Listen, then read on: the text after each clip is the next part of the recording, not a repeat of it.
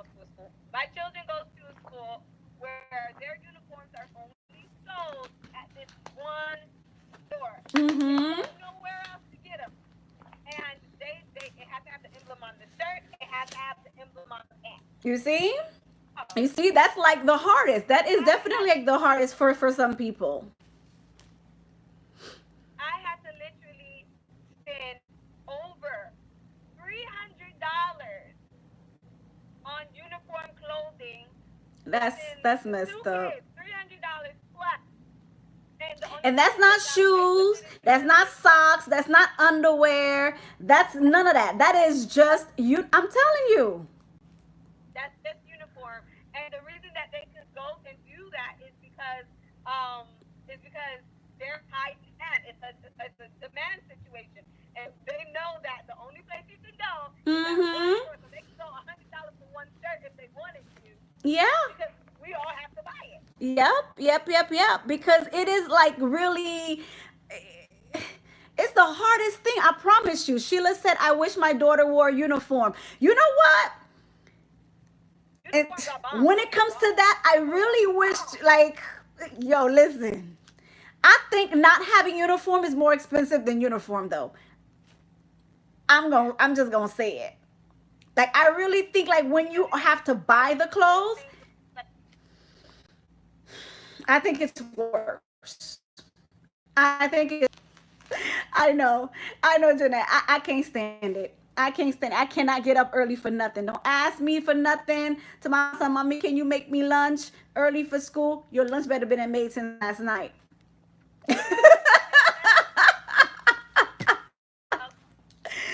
Ah!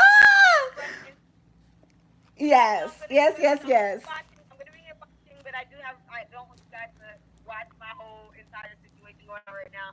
But I gotta go. Yeah, no, I feel you. So I'll talk to you soon. Thanks See for ya, see ya. jumping Thank you, my love, for jumping on. in for a little bit. If I jet lag, I'm gonna whoop your butt.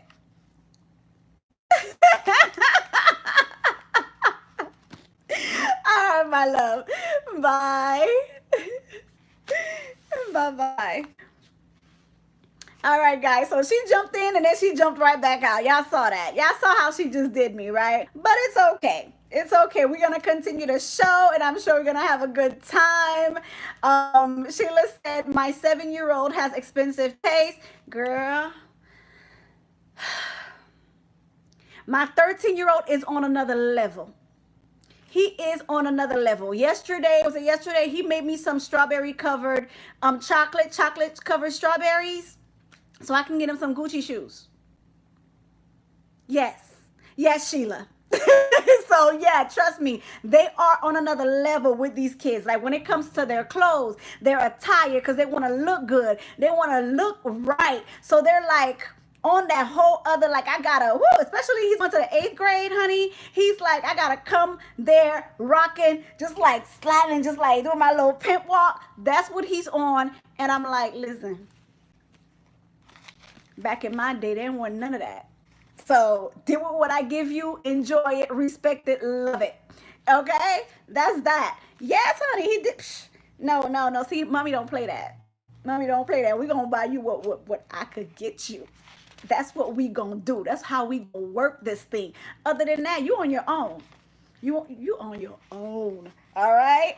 Okay, so let me go to the next question, guys. Okay, it says the next question, and you guys can answer as we go. As you can see, Jenny's not here to answer me, but it's okay. It's okay. So my thing is, what are some advices that you give to your children before school? Like your children before school. So it's like to meet with Tom, Dick, and Harry, the crew, the homie that they missed the whole summer. What are some advice you're gonna give them? Like, I know for me, my son is 13 and my oldest is 19. He's in college. There's not much for me to tell this man. Like, he a man, he a grown man, he's on his own now, you know.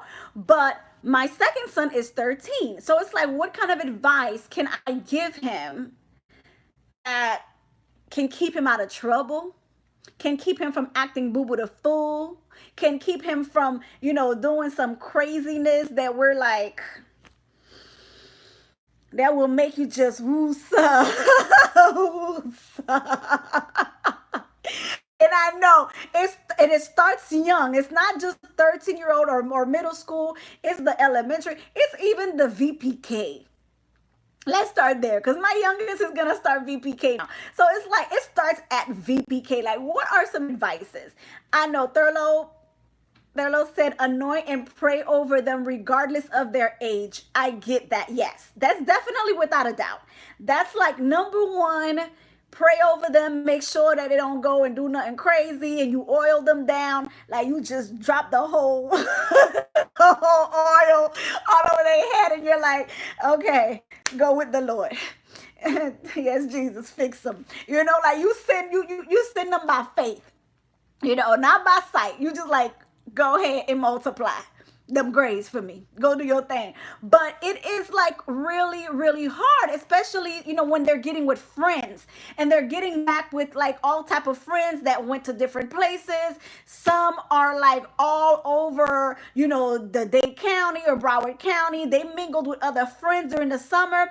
Because even the child that was a sweet little kid last year might not be such a sweet little kid this year. Like that little friend that he had that you was like, oh, that's your friend. Oh, he's so funny. He's so cute. He's so well behaved. They might not be the same little cute little friend that was so well behaved last year. So even then, like you still got to give them advice about that friend. You know, like you still got to give them advice, like say, hey, you know, I know Tony is your friend. I know, you know, homie David, Paul, Peter, Sam, whatever is your friend. But remember, I will bust you in. But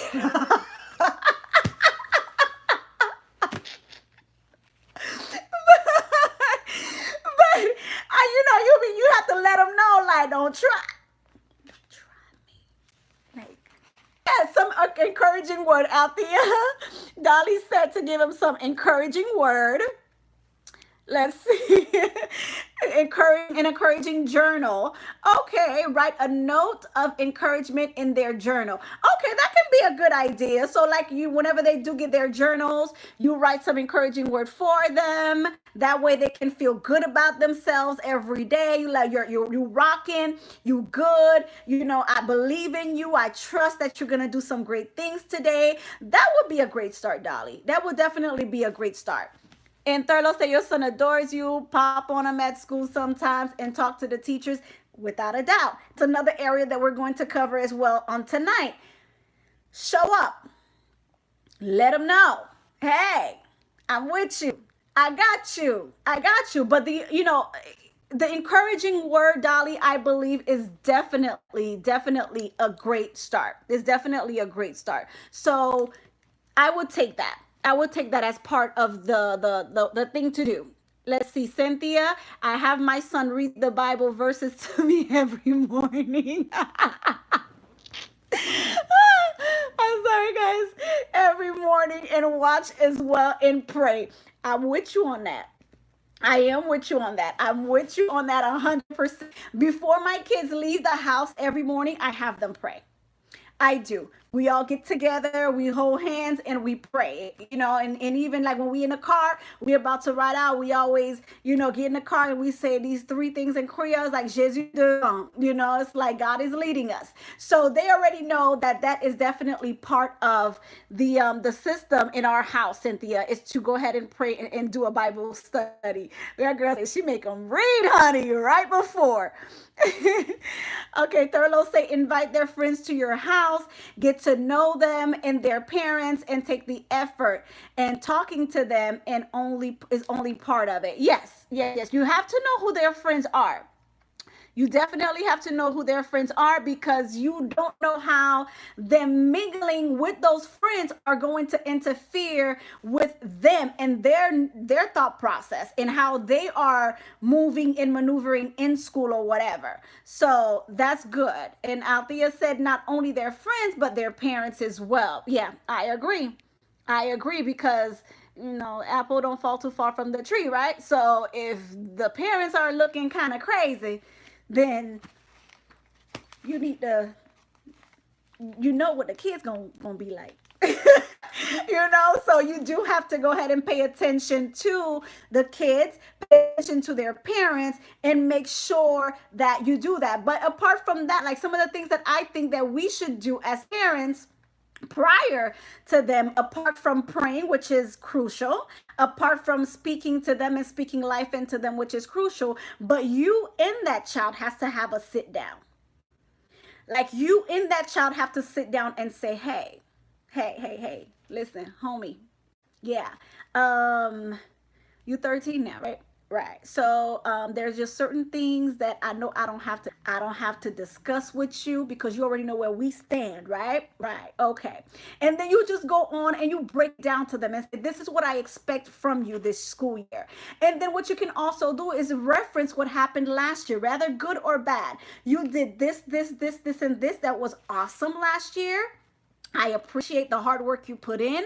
I appreciate the beautiful grades that you brought me. Keep up the good job. Keep up the good work. And I will reward you and I will do certain things for you. I will, be there for you. I will support you. So you want to go ahead and acknowledge they did last year that was awesome. And you need to let them know to keep with that work. But then if they were the type of child that was a little bit, a little bit playing a little hopscotch with you. They're like, all right, mommy, let me see how much I can get away with. If you had that kind of a child, then you need to also let them know, hey, that stunt that you pulled last year, not going down this year. That's not going to happen. So this is what we're going to do this year to fix it this year. This is what we're going to do. We're going to focus on this. We're going to focus on that. If I see that this is an area that you're having problem with, this is the step we're going to take. So those video games that you like to play so much every weekend, you want to keep playing them, right? You love them video games, right? All right, let's keep them grades up. Then me and you won't have no problems, So you acknowledge to them where they were weak at last year, the things that they did that was not pleasing to you, and how that this year you're not going to take it. It ain't gonna happen. That's what you got to let them know. Okay. So that way you both are on the same playing field. You both know where you stand with one another and you move forward with that situation. All right. So that is the advice that you would give to your child and how you would give any advice to your child. So let's move on to the next one. The next one is, should you give your child anything that they ask for?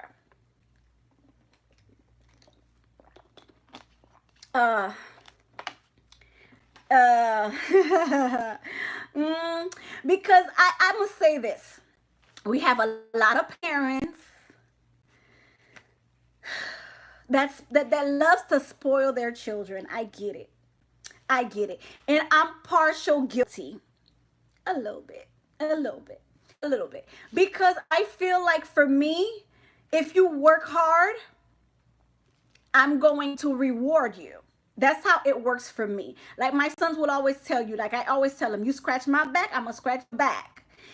If you great grades and you are, an awesome kid, I'm not getting no bad reports about you, baby, you can have the stars, the moon, and everything else there is. But the minute teachers got to be calling me every 2.2 seconds, your friends looking like they're crazy, and you coming home acting a fool, boo-boo the fool, and you don't know how to act, then now we got a problem. We got a situation. So for me, what I do with my children is this. I have a report card status. Or a progress report status. You bring me A, B, C. For every A, you get $10. So then that's in academics. Academics only, not conduct. Okay? So you bring me A's, you get $10. You bring me B's, you get $5. You bring me C's, you get $3. Anything under C, boo-boo, me and you gonna have a talk. Yes, me and you gonna have a nice long conversation. So that's how I did that with my kids growing up. So they pretty much robbed me blind though, but it was okay because I know that they were working towards something. They were working towards a reward, and that's fine with me. That's fine with me. But that's when they want those things and they're not giving you nothing in return. So they want the Jordans, and they want, like my son, the Gucci shoes, and he wants the MCM bag, like he wants all of these expensive things. And I'm like, you let me get that first report card. That's what we gonna do. I get it for you. I promise you. I promise you I'll get it for you. Let me get that first report card or that first progress report. Let me see how you doing. Once I see how you're doing, I'm satisfied with it, then we can move along, baby. We're going to go to the store and make it rain on you. We're going to make it rain on you because you kept your word and you're doing well and you're making me proud. I'm happy. You happy. We both happy. We good. But the minute I see that that's not the case, you're not keeping me happy. As a matter of fact, I'm running up and down your school every 2 seconds trying to keep you intact. Ain't no spoiling going on.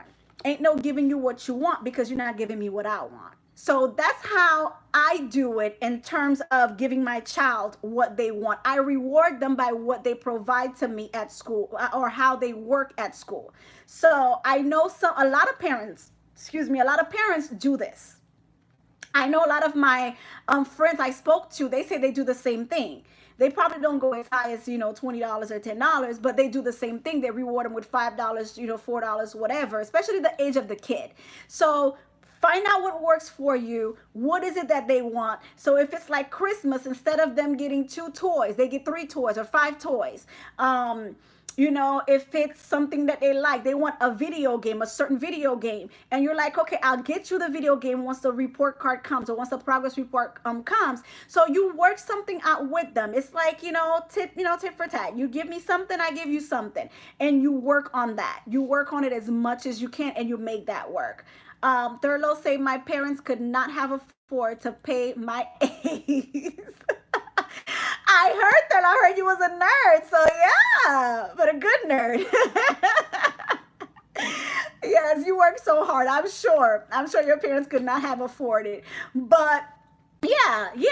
So for my first son, Raheem, he was robbing me blind, y'all. He was literally, and I used to give $20 per A's.